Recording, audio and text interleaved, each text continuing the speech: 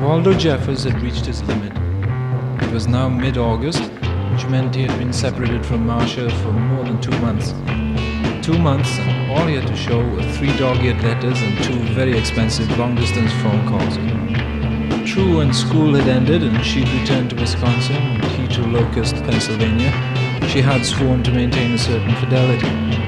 She would date occasionally, but merely as amusement. She would remain faithful. But lately, Waldo had begun to worry. He had trouble sleeping at nights, and when he did, he had horrible dreams. He lay awake at night, tossing and turning underneath his pleated quilt protector, tears welling in his eyes as he pictured Marcia, her sworn vows overcome by liquor and the smooth soothings of some Neanderthal, finally submitting to the final caresses of sexual oblivion. It was more than the human mind could bear. Visions of Marcia's faithlessness haunted him. Daytime fantasies of sexual abandon permeated his thoughts. And the thing was, they wouldn't understand how she really was. He, Waldo, alone understood this. He had intuitively grasped every nook and cranny of her psyche. He'd made her smile.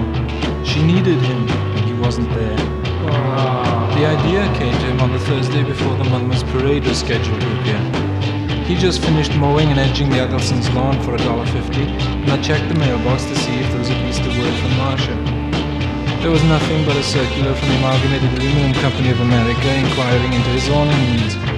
At least they cared enough to write. It was a New York company. You could go anywhere in the mails. Then it struck him. He didn't have enough money to go to Wisconsin in the accepted fashion, true, but why not mail himself? It was absurdly simple. He would ship himself parcel post special delivery. The next day, Waldo went to the supermarket to purchase the necessary equipment. He bought masking tape, a staple gun, and a medium-sized cardboard box just right for a person of his build. He judged that with a minimum of jostling, he could ride quite comfortably. A few air holes, some water, about midnight snacks, and it would probably be as good as going tourist. By Friday afternoon, Waldo was set. He was thoroughly packed, and the post office had agreed to pick him up at 3 o'clock. He'd marked the package fragile, and as he sat curled up inside, resting on the foam rubber cushion and thoughtfully included, he tried to picture the look of awe and happiness on Marcia's face as she opened her door, saw the package, tipped the deliverer, and then opened it to see her Waldo finally there in person.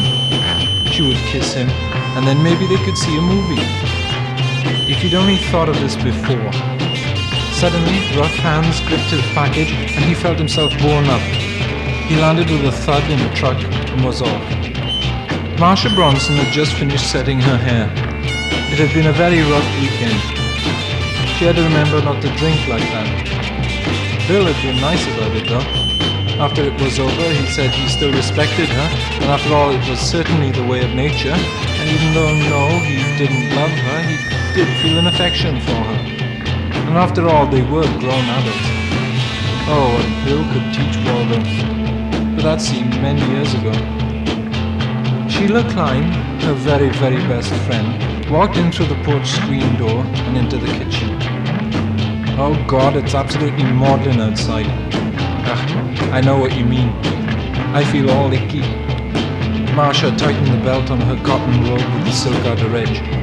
Sheila ran her finger over some salt grains on the kitchen table, licked her finger and made a face. I'm supposed to be taking these salt pills, but she wrinkled her nose. They make me feel like throwing up. Marcia started to pat herself under the chin, an exercise she'd seen on television. God, don't even talk about that. She got up from the table and went to the sink where she picked up a bottle of pink and blue vitamins. Want one? Supposed to be better than steak. And then attempted to touch her knees. I don't think I'll ever touch a daiquiri again. She gave up and sat down, this time nearer the small table that supported the telephone. Maybe Bill will call, she said to Sheila's glance. Sheila nibbled on the cuticle. After last night, I thought maybe you'd be through with him. I know what you mean. My God, he was like an octopus, hands all over the place. She gestured, raising her arms upward in defense. The thing is, after a while, you get tired of fighting with him, you know. But after all, I didn't really do anything Friday and Saturday, so I kind of owed it to him. You know what I mean. She started to scratch. Sheila was giggling with her hand over her mouth. I tell you, I felt the same way, and even after a while, she bent forward in a whisper, I wanted to. And now she was laughing very loudly. It was at this point that Mr. Jameson of the Clarence Darrow post office rang the doorbell of the large stucco-coloured frame house. When Marcia Bronson opened the door, he helped her carry the package in. He had his yellow and his green slips of paper signed and left with a 15-cent tip that Marcia had gotten out of her mother's small beige pocketbook in the den. What do you think it is? Sheila asked. Marcia stood with her arms folded behind her back. She stared at the brown cardboard carton that sat in the middle of the living room. I don't know. Inside the package, Waldo quivered with excitement as he listened to the muffled voices. Sheila ran her fingernail over the masking tape that ran down the center of the carton. Why don't you look at the return address and see who it's from? Waldo felt his heart beating. He could feel the vibrating footsteps. It would be soon. Marcia walked around the carton and read the ink-scratched label. Oh, God, it's from Waldo! That schmuck, said Sheila. Waldo trembled with expectation. Well, you might as well open it, said Sheila, and both of them tried to lift the stapled flap.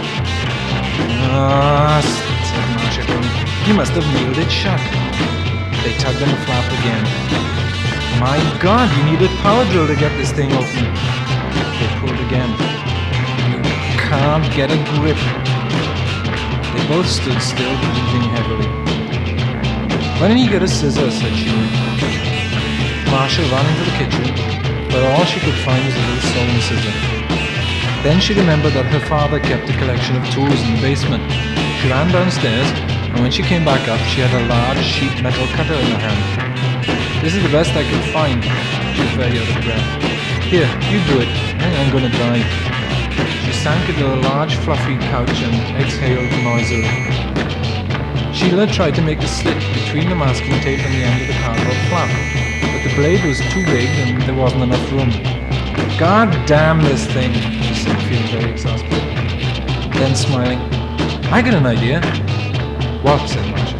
Just watch, said Sheila, touching a finger to her head. Inside the package, Waldo was so transfixed with excitement that he could barely breathe. His skin felt prickly from the heat, and he could feel his heart beating in his throat. It would be soon. Sheila stood quite upright and walked around to the other side of the package. Then she sank down to her knees, grasped the cutter by both handles, took a deep breath, and plunged the long blade through the middle of the package, through the masking tape, through the cardboard, through the cushion, and right through the center of Waldo Jeffers' head, which split slightly and caused little rhythmic arcs of red to pulsate gently in the morning sun.